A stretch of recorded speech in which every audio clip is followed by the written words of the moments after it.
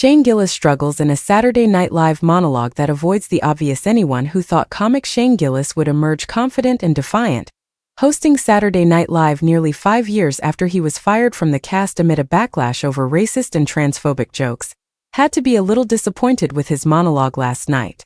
Gillis didn't spend much time joking about the controversy or the rise in his comedy career that led him to return to the show.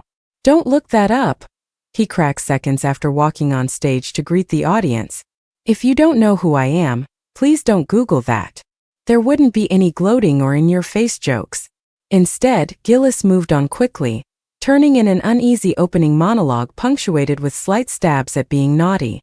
He joked that every little boy is just their mom's gay best friend, and offered a bit about how people with Down syndrome, including relatives, are some of the happiest people he knows. As the monologue wore on, Gillis seemed increasingly uncomfortable, even for a comic whose onstage persona is a slightly awkward sort of doofus.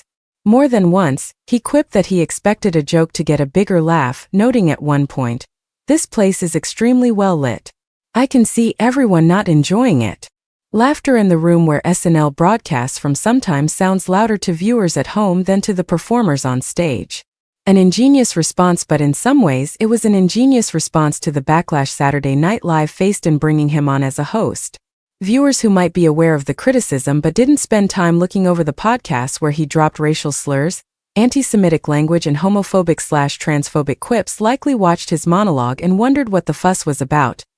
Gillis may be attempting something that's increasingly tough to do in a media world where every podcast and stand-up gig is recorded and uploaded somewhere, talking to his core audience in a way that is more explicit and button-pushing than the comedy he offers for a more general audience like his Netflix special or Saturday Night Live.